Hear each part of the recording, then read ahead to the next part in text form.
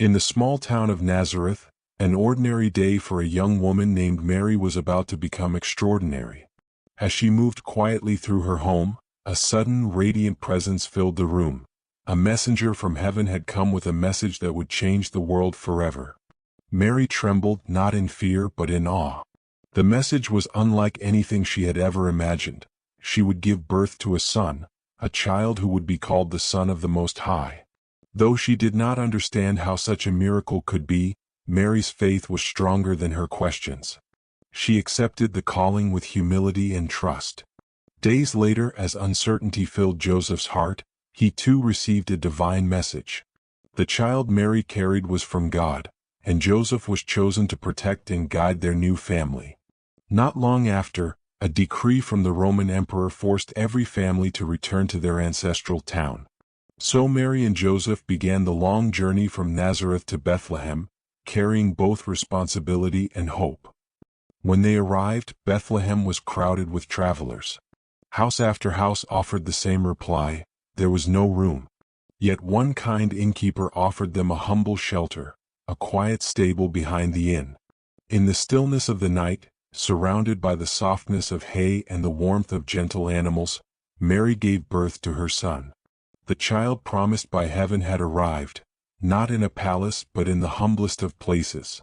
Not far away, shepherds keeping watch over their flocks saw the night sky open with light.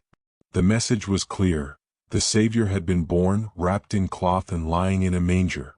Far to the east, scholars who studied the heavens noticed something no ordinary eye could ignore: a star brighter than any they had charted. To them it was a sign: a great king had been born. Convinced of the prophecy, the wise men began a long journey westward, following the star across mountains, deserts, and distant kingdoms. Meanwhile in Jerusalem, whispers spread through the streets. Foreign scholars had arrived, asking a question that stirred the capital: where is the newborn king of the Jews? Herod, known for his insecurity and hunger for power, felt threatened. Another king, especially a foretold one, was something he could not ignore. The wise men stood before Herod, unaware of his intentions. They spoke openly of the star and the prophecy of a ruler born in Bethlehem. Herod hid his fear behind a smile. He told them what they wanted to hear, but inside, jealousy burned. Once they left Jerusalem, the star moved again, leading them directly to the place where Mary, Joseph, and the young child were staying. When they entered, they saw the child with his mother. They fell to their knees and offered gifts: gold, frankincense, and myrrh, treasures fit for a king. But that night, the wise men were warned in a dream not to return to Herod. His intentions were not worship, but harm. When Herod realized the wise men had not returned, anger consumed him.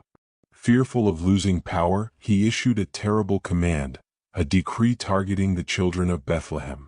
But heaven had not forgotten the child. Before Herod's order reached Bethlehem, Joseph received a divine warning, one that would set the Holy Family on a new journey. Joseph awoke with his heart pounding. The dream felt as real as the ground beneath him. The message was clear: he needed to act before dawn. Before the city stirred, Joseph guided Mary and the child out into the cool darkness. They left quietly, unnoticed, following the path that led south toward Egypt. Their journey took them through deserts and rugged terrain. Days were hot, nights were cold, and the road seemed endless. But every step carried the weight of purpose and protection. At last they reached Egypt, a land of towering monuments, bustling markets, and diverse people. Far from Herod's reach, they found refuge and safety. Days became months and months became years. Joseph worked with his hands, Mary cared for their home, and the child grew, healthy, joyful, and full of wonder. Then one night an angel appeared again to Joseph. The danger had passed. Herod was gone. It was time to return to the land of Israel. The next morning Joseph shared the news with Mary. With hopeful hearts, they packed their belongings and began the long journey home. But as they neared Judea, Joseph heard troubling news. Herod's son, Archelaus, now ruled in his father's place, and he too was known for cruelty. That night, Joseph received another warning in a dream: leading him away from Judea and toward a quieter, safer place.